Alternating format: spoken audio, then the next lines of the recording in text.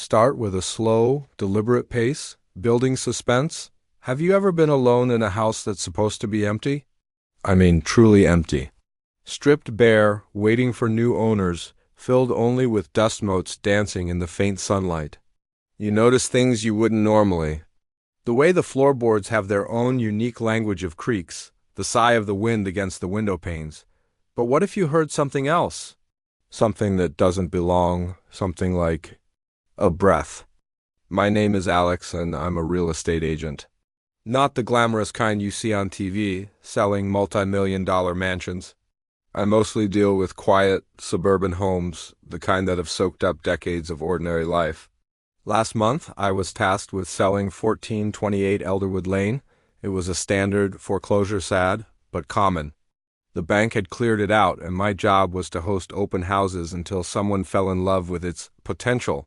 From the moment I first stepped inside, the house felt heavy.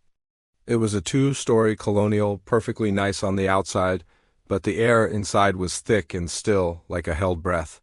I dismissed it as just the usual melancholy of a family home that was no longer a home. I propped open the front door, set up my little folding table with brochures and sign-in sheets, and waited. The first open house was a bust. A few people shuffled through, their footsteps echoing in the vacant rooms. They'd murmur about the kitchen needing updates or the yard being too small, and then leave.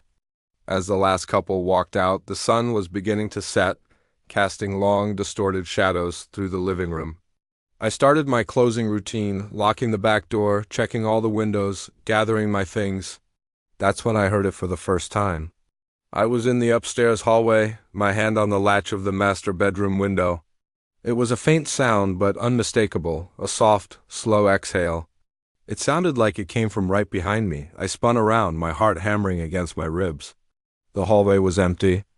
Just a long, dim corridor leading to the other bedrooms. "Hello?" I called out, my voice sounding thin and foolish. Silence. I told myself it was the house settling, the wind playing tricks. Houses make noises, right? Especially old ones. I quickly finished locking up, my unease growing with each click of a lock. I practically sprinted to my car, not looking back at the darkened windows of the house. The next weekend, I had to do it all over again. I arrived earlier this time, determined to shake off the previous week's paranoia. I blasted music from my phone as I set up, filling the silence with cheerful pop songs. It worked for a while.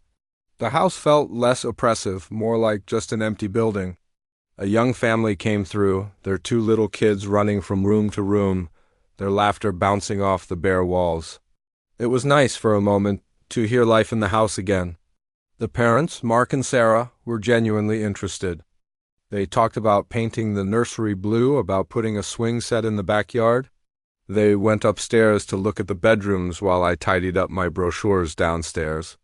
I could hear their footsteps above me, the kids giggling. Then I heard Sarah call down, "Alex, is there anyone else here with you?" "No, just me," I called back, a little confused. "Why do you ask?" There was a pause, then Mark's voice, lower, more serious. "We thought we heard someone in the spare bedroom." A man clearing his throat. A cold dread trickled down my spine. "That's not possible." "The house is empty." They came downstairs a minute later, the kids suddenly quiet and clinging to their mother's legs. Sarah's face was pale.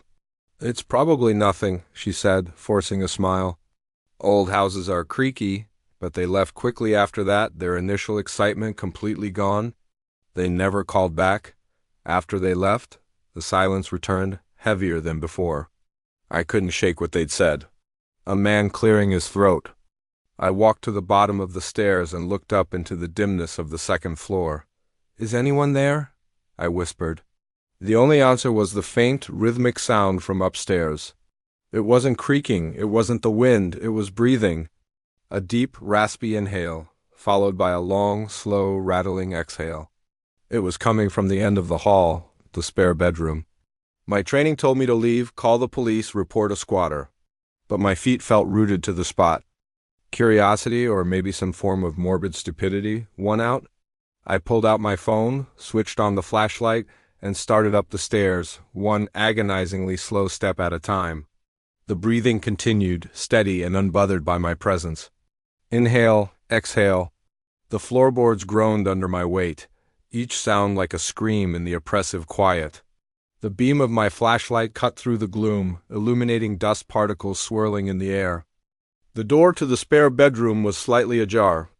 The breathing was louder now, seeming to come from just beyond it.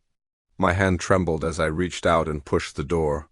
It swung inward with a low moan. I swept my light across the room. It was completely empty. Bare floorboards, a single window looking out onto the darkening street, and 4 blank walls. There was nowhere for anyone to hide, but the breathing was in the room with me. It was loud now, right next to my ear. A wet, labored sound, like someone struggling for their last few moments of life. Inhale. The air in the room grew frigid. Exhale. I felt a cold puff of air on the back of my neck. I screamed. I didn't even think, I just turned and ran. I stumbled down the stairs, my ankle twisting, but I didn't stop. I scrambled out the front door, leaving it wide open. I didn't bother grabbing my sign-in sheet or my brochures. I just got in my car, fumbled with the keys, and sped away from 1428 Elderwood Lane. The next day I called my boss, my voice still shaking. I told him I couldn't show the house anymore. I made up an excuse about a family emergency. He was annoyed, but reassigned it to another agent, a veteran named Gary who claimed he wasn't afraid of anything. A week later I saw Gary at the office. He looked tired, his usual jovial expression replaced with a strained, haunted look. I asked him how the open house at Elderwood went. He leaned in close, his voice a low whisper. "Funny thing about that house, Alex," he said, not meeting my eyes.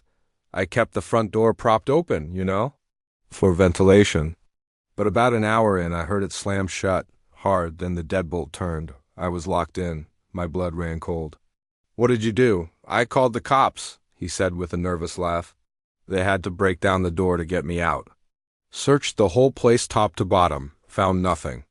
"Not a soul?" He paused, finally looking at me. "But the whole time I was in there, waiting, I heard it. Someone was breathing. Right there in the house with me. Gary refused to go back, too. The house sat on the market, agent after agent refusing to show it for long.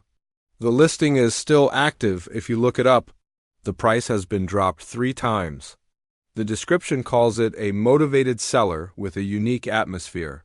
Sometimes when I'm driving home late at night, my route takes me past Elderwood Lane. I always slow down, even though I don't want to. I look at the dark, empty windows of house number 1428, and sometimes, in the dead silence of my car, I can almost hear it. A faint, distant sound carried on the wind. The sound of a slow, rattling breath, waiting in an empty room for someone to come home. Thanks for listening. If you enjoyed this story, or if it sent a little shiver down your spine, please hit that like button and consider subscribing for more Tales from the Shadows. Stay safe out there, and maybe double-check your locks tonight.